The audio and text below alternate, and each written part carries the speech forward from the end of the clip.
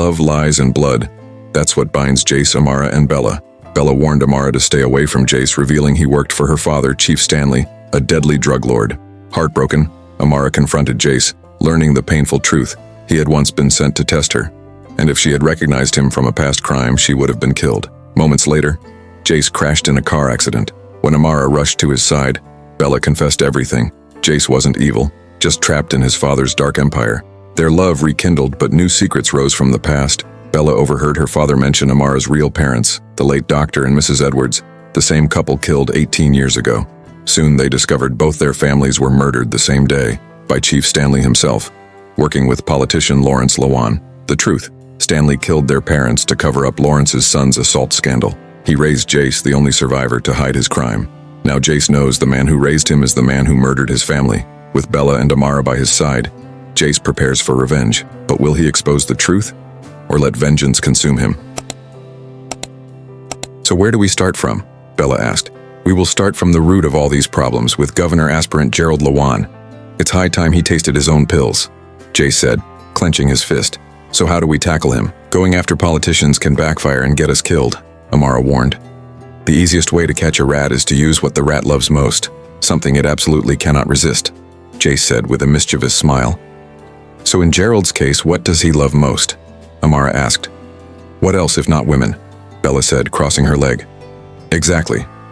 But we will not give him women. We will expose the rapist in him.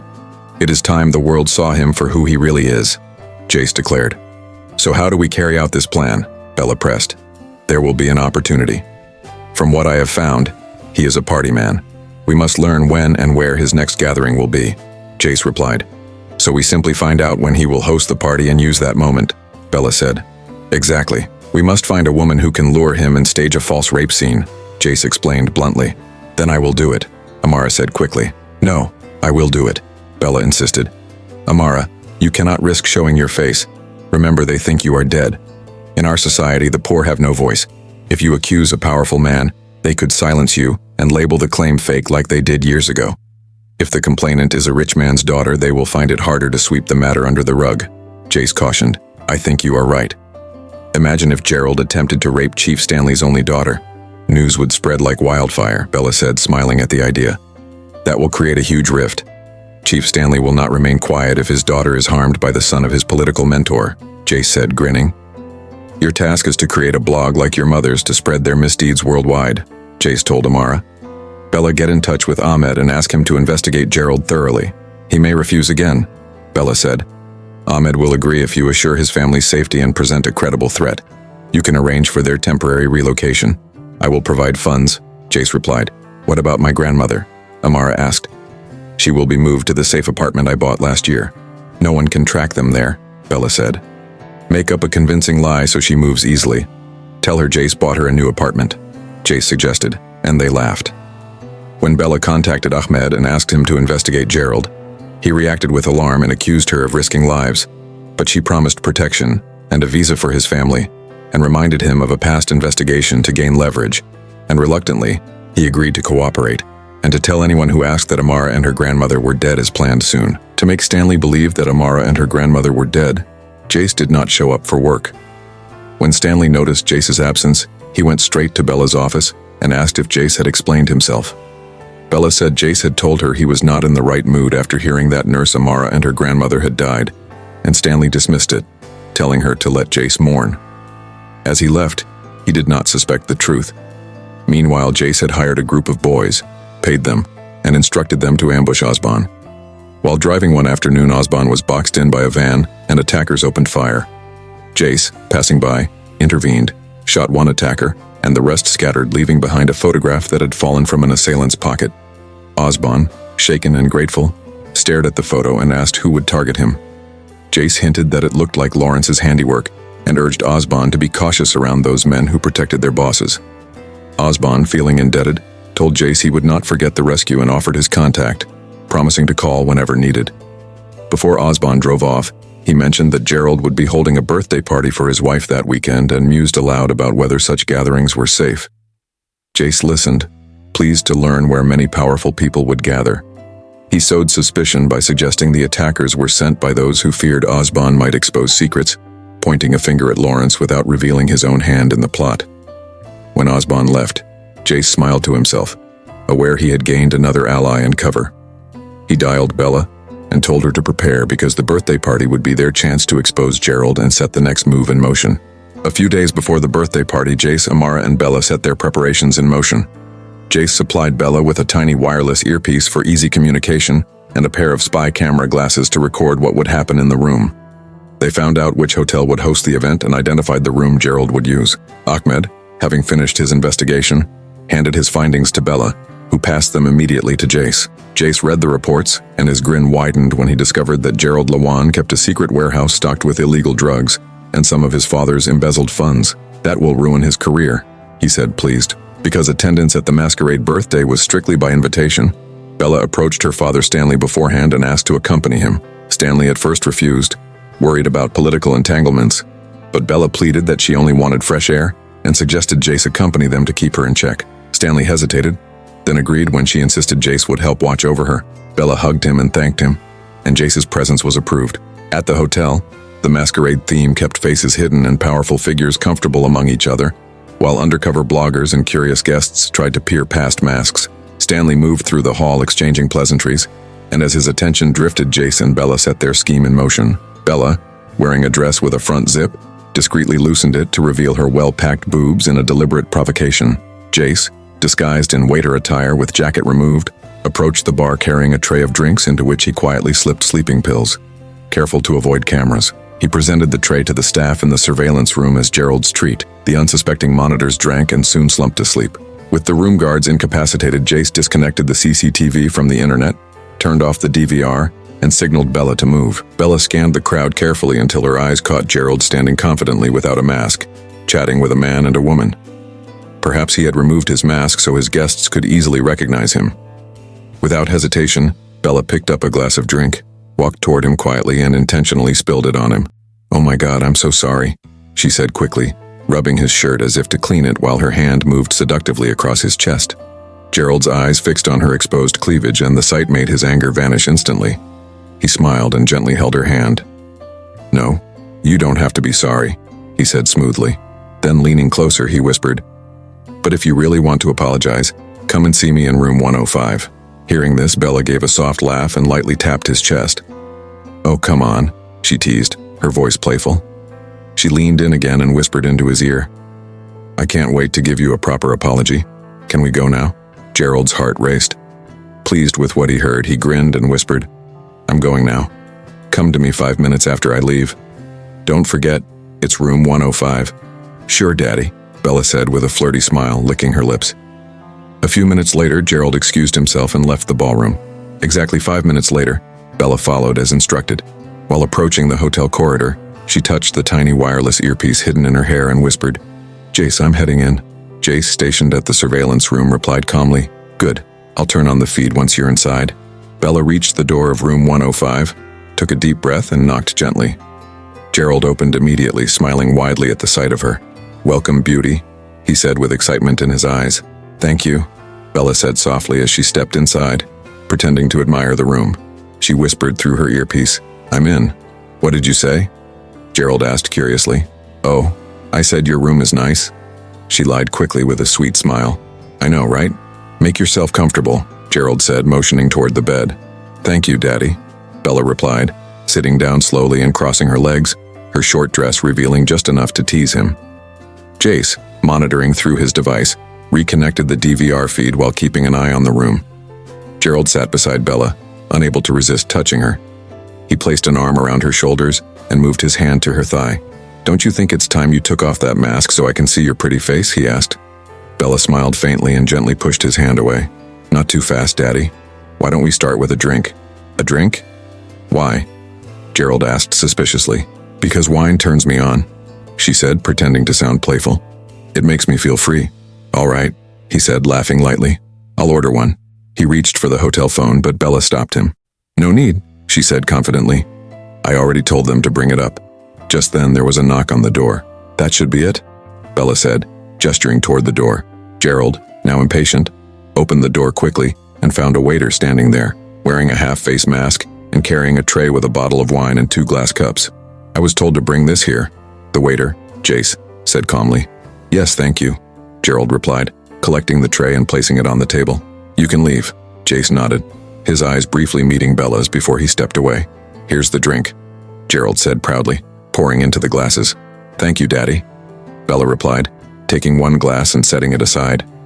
She leaned closer, her fingers tracing his cheek and sliding briefly down his chest. Before we drink, why don't you take a shower first? I want you fresh for me. Really? Gerald grinned. Yes, Bella whispered, her lips almost brushing his ear, and I promise to be ready when you come out. Gerald needed no further convincing. Laughing, he dropped his towel on a chair and walked into the bathroom. The moment he entered, Bella reached into her purse, brought out a pair of spyglasses with a tiny embedded camera, and positioned them carefully on the shelf opposite the bed, adjusting the angle to capture everything clearly. Is the view good? She whispered. Perfect. Jace's voice responded through her earpiece. She smiled faintly and sat back on the bed, pretending to look relaxed. Jace quietly left the surveillance room to prepare for his next step. When Gerald came out moments later, a towel loosely wrapped around his waist, he found Bella lying flat on the bed with her mask still on. Did she drink too much? He muttered, picking up the glass she had barely touched. Baby? He said, tapping her shoulder. Come on, Daddy, climb on me. Bella whispered faintly, pretending to sound drowsy and intoxicated. Gerald chuckled. Wow, you can't handle a little wine? He said teasingly. Why are you still wearing the mask? Take off my panties, Daddy. Bella murmured, biting her lips seductively. I can't wait to feel you inside me. Gerald could no longer hold back. He dropped his towel and climbed onto the bed, positioning himself over her. But just as he reached to pull down her underwear, Bella suddenly screamed and kicked wildly, acting terrified as though she was being attacked. What are you doing? Gerald exclaimed in confusion. Stop shouting, he whispered harshly, covering her mouth with his hand, but she kept thrashing and screaming louder. Suddenly, there was a loud knock on the door. Gerald froze instantly, his face drained of color as fear gripped him. He quickly jumped off the bed and clutched his towel, his heart pounding. Before he could react, Bella sprang to her feet, rushed to the door, and flung it open. There stood her father, Chief Stanley, his face red with rage, accompanied by Jace, who stood silently beside him. Bella instantly fell to her knees, crying bitterly and holding Stanley's leg. What have you done to my daughter? Stanley thundered, crushing his mask in his fist. Your daughter? Gerald stammered, still confused and trembling. Don't you dare play innocent with me, Stanley shouted, stepping forward. You heartless fool! How dare you lay your filthy hands on my only child? Gerald tried to speak, but before he could utter a word, Stanley's palm landed across his face with a heavy slap that echoed through the room. Do you have any idea who you just slapped? Gerald demanded, hand still stinging from the blow. You must be stupid to think I'm scared of you. You lost my respect the day you tried to hurt my daughter. Gerald Lawan, I swear it's over for you. If you don't know who Chief Stanley is, go and ask, because I pay back evil with evil. Chief Stanley spat in Gerald's face, then pulled out his phone and called Lawrence Lawan, ordering him to come to room 105 before the old man did something drastic to his untrained dog of a son. Moments later, Lawrence burst into the suite with Gerald's wife at his side. They found Chief Stanley perched impatiently on the edge of the bed, chin in his clasped hands, while Bella, mask removed, stood trembling beside Jace and Gerald, who was still wrapping a towel around his waist. What's going on here? Lawrence asked, scanning their faces. Lawrence, I've always respected you. I served you faithfully in my youth. Chief Stanley began angrily, trembling with a fury that surprised everyone in the room. There was nothing I wouldn't do at your request, so tell me, why would your son choose to violate my only daughter? The question landed like a stone in the center of the room, and Gerald's wife and Lawrence both stared at Gerald in stunned silence. What? They blurted in unison. How did this happen? Lawrence demanded, bewildered. Chief Stanley pointed to Gerald and ordered him to explain. Gerald stammered a defensive story about flirting and mutual consent, insisting that he never intended to rape Bella, that she had come willingly and that nothing had been forced on her. You're a liar, Bella cried, tears streaming down her cheeks. You drugged me and forced yourself on me. Why are you lying? Her voice broke and her sobs made the air thick. Gerald raised his hands and insisted he was telling the truth. He had been chatting with friends when she spilled her drink on him. They had laughed and exchanged compliments. He had invited her to his room, and she had come willingly. His words sounded rehearsed.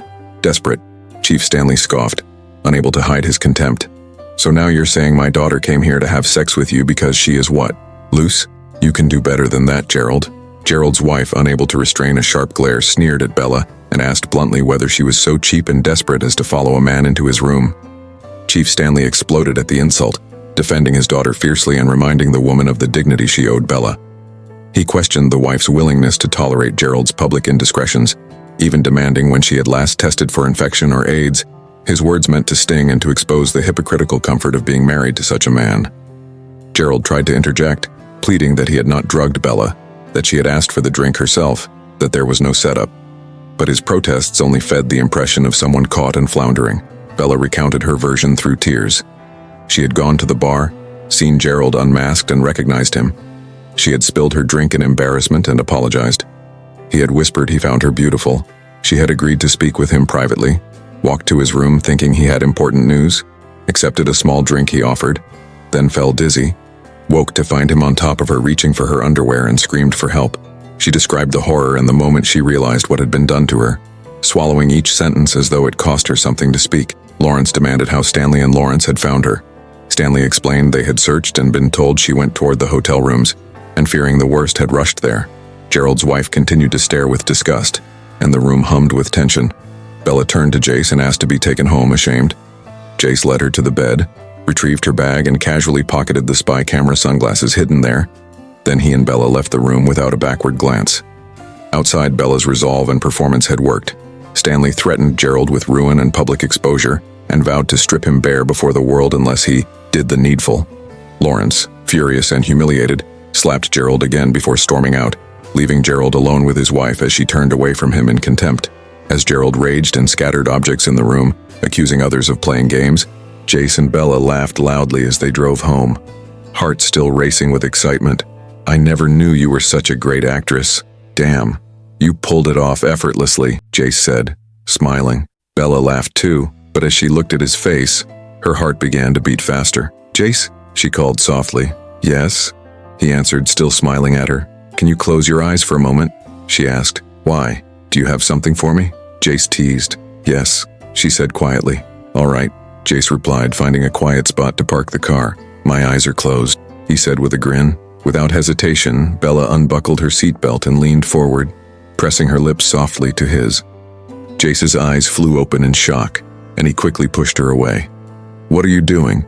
he asked, confused. "I'm sorry, Jace," she said nervously, "but I can't keep pretending. I have feelings for you." Jace froze, staring at her. "What?" he asked in disbelief. Seeing his expression, Bella realized she'd gone too far. Laughing awkwardly, she said, "Relax. It was just a prank to see your reaction." Jace exhaled deeply in relief. "Are you sure?" he asked again. "Of course. You're like a brother to me. Why would I have feelings for you?" Bella replied, forcing a smile. "You caught me off guard," Jace admitted. "But did you have to kiss me? Why? Did it move your heart?" Bella teased. "Not really. It just felt wrong, like an abomination. Don't get me wrong, you're beautiful, but it felt like committing incest," Jace said seriously. "But we're not related by blood," Bella said, folding her arms. "What if it was true?" "No, please. Let's not talk about that," Jace said quickly. Bella laughed again to hide her pain, turned toward the window, and whispered sadly, "What a painful way to be rejected." Meanwhile, Chief Stanley returned home still furious over the party and went to check on his daughter. He peeped into her room and found Bella turned away on the bed, and when he heard soft sobbing, he paused, thinking she mourned the night's events. But the truth was she was crying because Jace had rejected her. Filled with a new rage, Stanley clenched his fist and vowed, "Gerald Lawan, I swear on my honor I will make you pay for making my daughter cry," then quietly closed her door. Bella replayed memories of childhood and the years with Jace, how he had always been there, and realized with a painful clarity that his feelings for her were brotherly, and that her hope had been misplaced. The realization broke her heart deeper than the night's drama. That night, Jace sat at home editing the footage from Bella's spyglasses. When he extracted the crucial clips, he forwarded the video to Amara with strict instructions. "Keep it safe and prepare to post on the blog when I say so." Amara accepted and asked what their next move was. "For now, we wait to see how Chief Stanley will handle it," Jace said. Amara, isolated in the large apartment and longing for Jace, complained that the place felt empty and that she missed him. Jace reminded her they had a mission and that distractions were dangerous, and when she pressed him, he ended the call abruptly to focus. She was surprised when he returned to her gate moments later and they embraced. He told her he loved her, and she returned the sentiment, the moment turning intimate as they gave in to the closeness she'd missed. At dawn, Jace left quietly, and the next day Gerald met Chief Stanley in private, offering money to bury the scandal. Stanley held out until Gerald promised a government position once elected, And with that assurance, Stanley accepted the settlement. He returned home and told Bella Gerald was ashamed and they should forgive him, but Bella exploded in disbelief and accused her father of selling her dignity. She stormed to her room and cried, then called Jace to report the betrayal. Enraged, Jace clenched his fist and vowed that if the men intended to bury the truth, they would be forced into the open. They leave us no choice but to proceed. We will expose them in our own way, he said, voice low and steady. Early the next morning, the three of them met at the new apartment where Amara and her grandmother were staying to map out the next moves. Amara could not hide her anger as she stared at Bella and said, "I still can't believe your father chose money over you. You're his only daughter, for heaven's sake." And Bella, barely able to steady her voice, replied that she was speechless, that she had hoped this would be his chance to do the right thing, and he had failed, proving to her that a leopard could not change its stripes. Jace listened and shrugged, bitter and practical, saying, "They're birds of the same feather. So what exactly were you expecting?" Amara tried to comfort Bella, rubbing her back and promising that they would expose every one of them in their own time, while Jace pressed Bella gently with the necessary question, "Are you ready to have that video everywhere tomorrow? Once we release it, you will be the talk of the town." Bella swallowed and said she had never been more ready in her life. When dawn came, the video of Gerald attempting to force himself on Bella appeared online and spread like wildfire, social feeds lighting up as people watched and paused, and some who remembered allegations from 18 years ago began to ask whether past warnings had been dismissed too easily.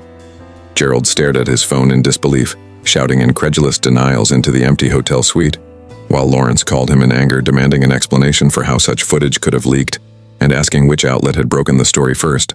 Gerald stammered that it had been posted on a new site called the OBA blog, a name that meant nothing to them until Gerald learned, to his mounting horror, that OBA stood for Amara, Bella, and Jace. Frantic and bewildered, Lawrence demanded answers and wondered whether someone in their inner circle had betrayed them. Gerald kept insisting he did not understand how the video had surfaced, claiming no camera should have recorded in his room, while Lawrence urged him to find ways to discredit Bella, label her, smear her, get her father to say it was a lie, anything to blunt the political damage.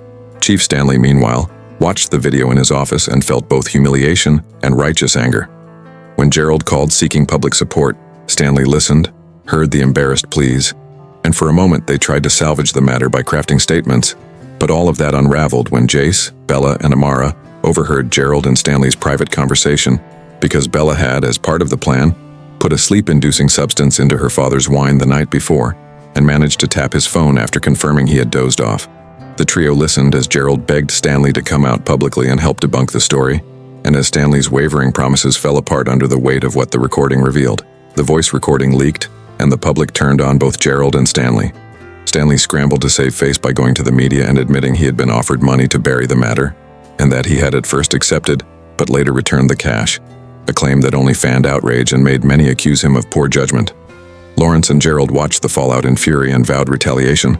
Lawrence warned that if his son fell, he would make sure Stanley paid for it, and then as pressure mounted, Jace made an anonymous tip to the Economic and Financial Crimes Commission, providing the location of Gerald's secret warehouse where embezzled funds, drugs, and weapons were reportedly stored. The EFCC raided the premises, arrested Gerald, and the news exploded, all but ending his political prospects. Jace, Amara, and Bella sat back to watch the drama unfold with tense relief, while Gerald's family scrambled. Lawrence used money and connections to try to extract his son, arranging clandestine plans to fly him out of the country. But as Gerald was driven toward escape, his convoy was struck by an oncoming truck in an accident that left him dead and stunned the city. Men at the scene found a wristwatch, and when Lawrence's men examined it, they recognized it as the very gift Lawrence had once given Stanley, a discovery that made Lawrence suspect Stanley's involvement and vow bitter revenge, leaving everyone to wonder who truly masterminded the rapidly unfolding chain of ruin. Flashback.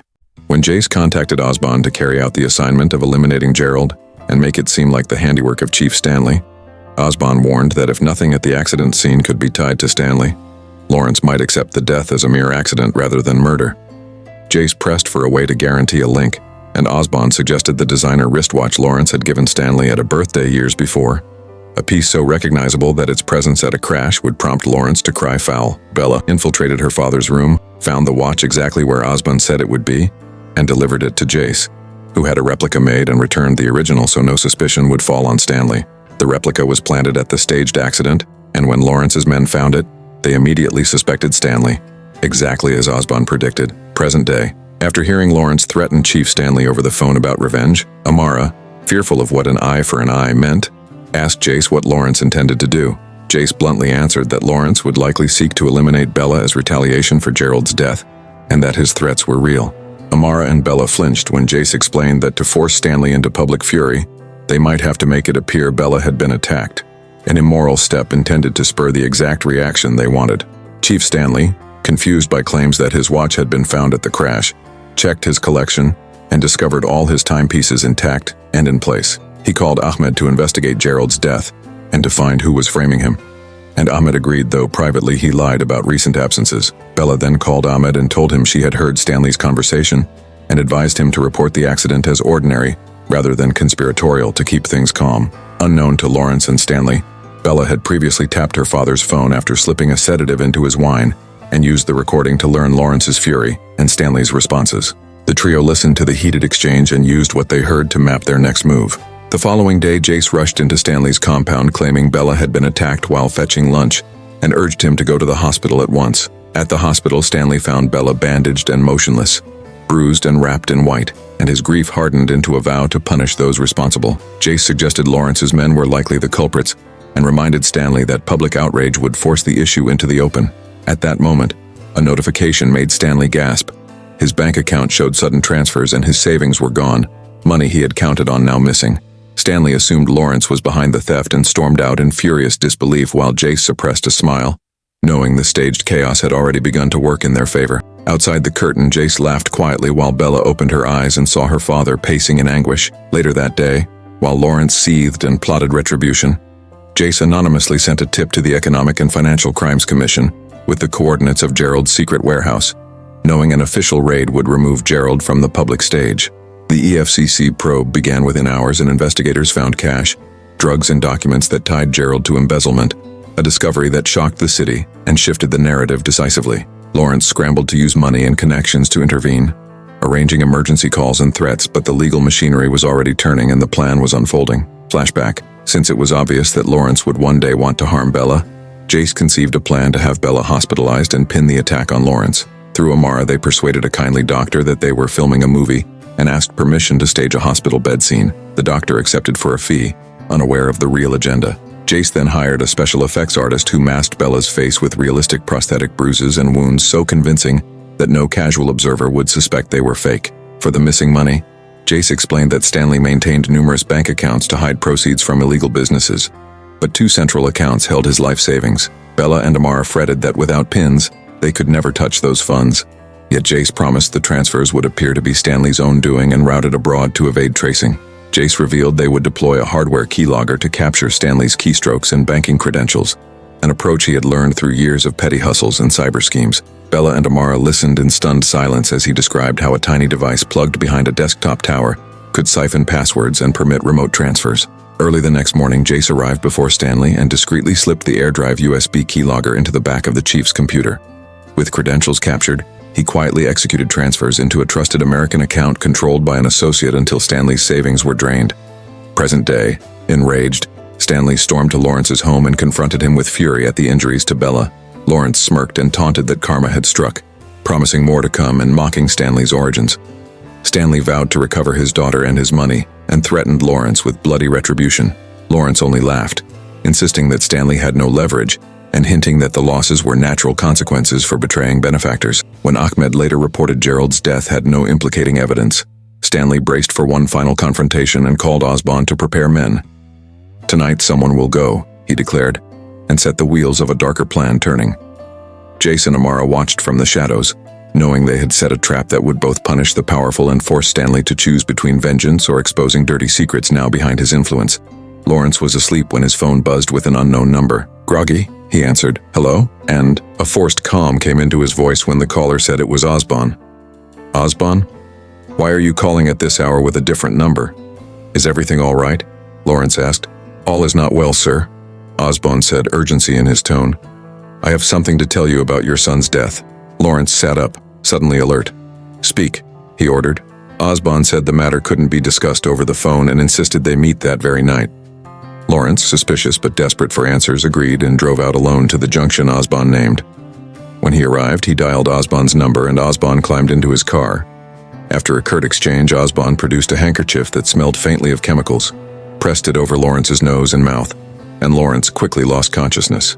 When he came to, he found himself bound to a wooden seat in a junkyard, the moonlight revealing broken autos and heaps of scrap around him. His mouth was taped, his hands bound behind him, his legs lashed together. As he strained to take in the scene, a familiar silhouette emerged from the dark, and Lawrence's stomach dropped. Chief Stanley stepped forward with a cigarette between his fingers and a pistol in the other hand. Stanley leaned back in a chair he dragged into place and, with a steady stream of smoke, told Lawrence that seeing him there reminded him of the days he had carried out dirty work at Lawrence's command. He spoke of being trained to be merciless, of how service at Lawrence's side had cost him his humanity, of how he had killed his own wife and lost conscience, of how he had failed his daughter because of the life he chose for power and money. The confession hardened into accusation as Stanley told Lawrence that the day he killed his wife, he lost all compassion and had run from his child's grief until the moment he could no longer ignore the cost of his loyalty. His voice broke when he said Bella had been the only thing that kept him human, and that losing her was a wound he could never heal. Lawrence, bound and gagged, tried to speak, and his muffled sounds provoked Stanley further. The chief spat out curses and told him that when he went to the afterlife, Stanley would have sent him there himself. Then, without warning, Stanley raised his gun and fired. Lawrence slumped as blood spread and the sound of a single shot hung in the junkyard air. Immediately, police sirens cut through the night. Stanley detected the lights and tried to flee, but officers arrived in force, surrounding the area and ordering him to drop his weapon.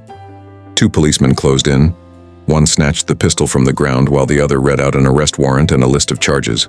Murder charges from cases Lawrence had thought buried 18 years ago, plus the crime of killing Lawrence now. Stanley reeled at the names, stunned by the weight of accusations and the suddenness of the law's presence. Then a voice from the shadows answered the policeman's declaration. "We did." Jace stepped forward with Amara and Bella beside him, alive and very much present, and Stanley's face collapsed into a mixture of shock and disbelief. "Bella, he stammered, staring at the daughter he had believed dead. Bella crossed her arms and smiled with quiet triumph while Amara nodded. Jace leaned close to Stanley and whispered that they had rewritten the rules when it seemed they could not win, that everything had been planned from the start, and that the truth about his past had been uncovered because of lessons he had unwittingly taught them. As Jace stepped away, Stanley lunged, snatching the gun from a distracted officer, and in a panic he swung and fired toward the retreating group. Bella saw his motion and shoved Jace, taking the bullet meant for him. She fell as the world went slow, eyes glazing, blood soaking into her shirt. Stanley dropped the weapon and fell to his knees as realization crashed over him. His hands trembled and he cried out, "What have I done?" Jace knelt and clutched Bella as she whispered and faded. Amara screamed, and the police rushed in to see Stanley while an ambulance wailed in the distance. The plan that had begun as revenge and revelation ended in a raw, bitter moment of unintended consequence, and the night filled with sirens, shouts, and the heavy, stunned silence that follows a life changed forever. Jace and Amara rushed Bella to the hospital accompanied by 2 policemen, and while surgeons operated, she was left in the hands of the medical team. In the waiting room, Jace paced like a caged animal, blaming himself between sobs until Amara held him, rubbed his back, and insisted it was not his fault, that the blame belonged to Stanley for raising a heart that still reached for the gun. Jace would not be comforted at first, he kept repeating that he had planted the seeds of vengeance and if anyone must answer they should point at him, yet Amara would not allow him to drown in guilt. She steadied him, quieted his shaking voice, and wrapped him in a hug until his breath slowed. Hours later, the surgeon emerged with the news they both needed. The operation had been successful, the bullet removed, and none of Bella's vital organs had been harmed. Relief hit them like a tide, and when doctors finally led them into the recovery ward to see Bella lying pale and unconscious on the bed, the sight reduced Jace to fresh tears as he took her hand and whispered fragments of every memory he shared with her across 18 years. Amara stood close and praised Bella's courage, how rare it was to defy a father and insist on truth. And Jace, through his grief, vowed that Bella's bravery would not be wasted. A few days later, Jace traveled to the station where Stanley sat in a cell, a broken man, still haunted by the shooting. When Stanley was told Jace had come, he expected to see his daughter, but instead found the man who had driven the operation. Jace did not relent. He confronted the chief with a cold catalog of failures, how Stanley had failed Bella as a father, how he had chosen power over love, and how even at the last moment he had raised a gun at his child, then leaned close and reminded him of the lessons the chief himself had taught about finishing what one started. Stanley, in tears, claimed he had not meant to shoot his daughter, and pleaded that his remorse was real. But Jace answered with a stern whisper that the law might not be enough and that if necessary, he would make sure Stanley never walked free. The threat was measured, the look in Jace's eyes a promise that if justice failed, he would take matters into his own hands. Weeks passed and the court called Stanley to account. Confronted with evidence and public outrage, he pleaded guilty to the charges and was sentenced to life imprisonment with hard labor. And in court his gaze met Jace's one last time as Jace offered a slight, terrible smile. After the dust settled, Jace met with Osborne, who thanked him and explained he would leave for the States to start over legitimately. They shook hands, men who had stepped over the line and now sought new beginnings. Back at the hospital, Bella finally opened her eyes, and recovery was slow but steady. In time, the three friends visited the graves of their parents. Bella first at her mother's grave, then Amara's parents, and finally Jace's. And there, surrounded by the quiet of earth and memory, Jace introduced Amara to his late parents, and she revealed the news that brightened and steadied every heart. She was with child. Joy uncoiled in them like sunlight. Bella and Jace celebrated as if the future could atone for the past, and Jace embraced Amara with tears of gratitude for the life they had found together. When the money taken from Stanley was recovered, they used it to build something that mattered. Each took their share, and the rest was donated to orphanages, a quiet attempt at restitution. Bella later traveled abroad to start anew, and in that new life met a man she loved. When the time came for the wedding, Jace tested the suitor with a blunt question. Was he ready to sacrifice everything for Bella? And when the man answered without hesitation that he would, Jace allowed a soft, approving smile, explaining that the three of them remained a team, the rule changers who would guard each other. Months later, Jace and Amara married and welcomed a son. With new routines, a steadier sleep, and the weight of nightmares lifting, Jace often visited his parents' graves and spoke to them about the child they never held, about the long road they had walked through vengeance to find a fragile peace, and he promised to live for the family now in his arms. Every choice has a cost. Vengeance can win battles, but it often leaves deeper wounds that only truth, accountability, and time can heal. Hold on to courage, but choose wisdom. Protect the vulnerable, pursue justice without losing yourself, and let compassion guide your next step. If this story moved you, remember the real power lies in speaking out, supporting survivors, and demanding leaders be held to account. If you liked this tale, please like, subscribe to Loreroom, share with friends who love gripping stories, and turn on notifications so you never miss the next episode. Thank you for listening. Your voice matters.